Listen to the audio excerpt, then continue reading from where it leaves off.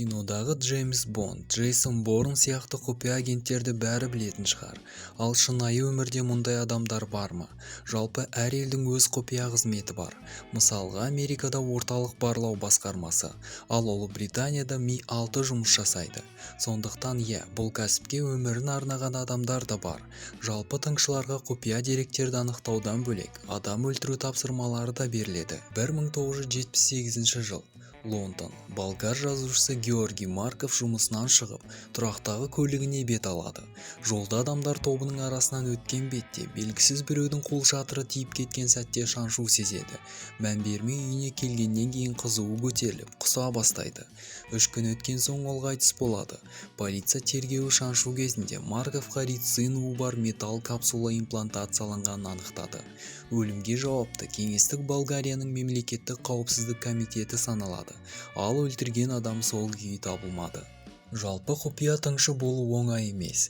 Кей кезде өзін қорғауға тура келетін уақыттар да болады. Осы кезде тыңшының әдетте күдік тудырмайтын заттары қаруға айналуы мүмкін. 60 жылдары Совет одағының әйел тыңшылары Берлин шекарасынан өту кезінде қызықты жағдай орын алады. Тексеріс кезінде олардан қарапайым ерін талабын байқайды.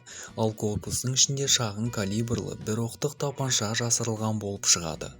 Киноларда тыңдауға арналған құрылғыларды бөлмеге жасырғанын талай көрген шығарсыздар. Ал румындық барлаушылар американдық дипломаттарды тыңдау үшін құрылғыны аяқ киімнің өкшесіне салуды ойлап тапқан болатын. Жалпы бұрыннан бері Кеңес одағы мен Американың қарым-қатынасы қиындау болды.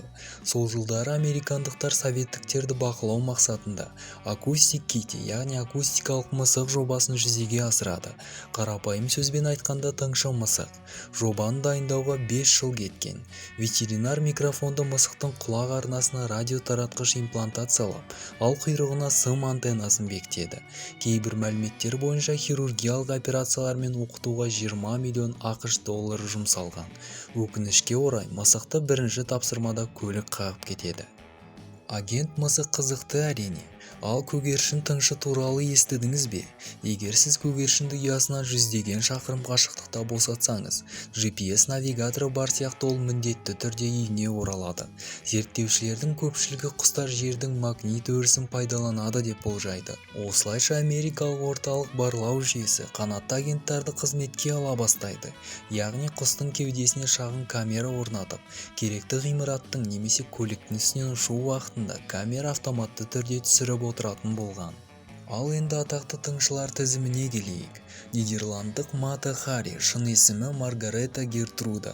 30 жасына дейін ол ауқатты отбасында еш қиындық көрмей өседі. Кейін әкесі банкроттыққа ұшырағаннан кейін қаржылық қиындықтарға байланысты Парижге бағыт алады. Ол 20 ғасырдың бірінші 10 жылдығында Еуропада шығыс бишісі ретінде танымал болды. Бірінші дүниежүзілік соғыс кезінде ол Германияның пайдасына тыңшылық қызметпен айналысқан. Бірақ та соғыс уақытында жаудың пайдасына тыңшылық жасаған үшін ұсталынып, француз сотының үкімімен 1917 жылы ату жазасына кесіледі. Келесі кезекте шынайы өмірдегі Джеймс Бонд. Кинодағы кейіпкер тыңшы Сидней Рейлидің көшірмесі болып табылады. Рейли Мәскеуде туылып 18 жасында Америкаға аттанады, ал кейін Англияға көшеді. Дәл сол елде ол барлауға алынып, Ресейге қайта жіберілген. Өзін орман саудагері ретінде таныстырып, орыс-жапон соғысы кезінде жапондарға құпия әскери карталарын сатқан. Кейінірек ол Санкт-Петербургте антиквариат ретінде өмір сүреді, ал бірнеше жылдан кейін Мәскеуде социалистік революционерлердің көтерілісін ұйымдастырған. Революциядан кейін ол кеңес қызметкерлерін дайындаумен айналысады. Бір қызығы, оның тіпті Кремльге еркін кіруге рұқсаты болған.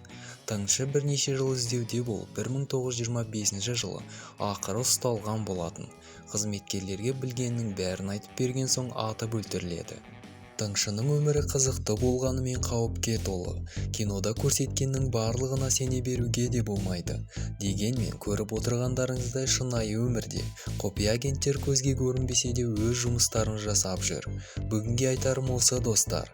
Ал сіздермен болған жұмбақ әлем. Келесі кездескенше.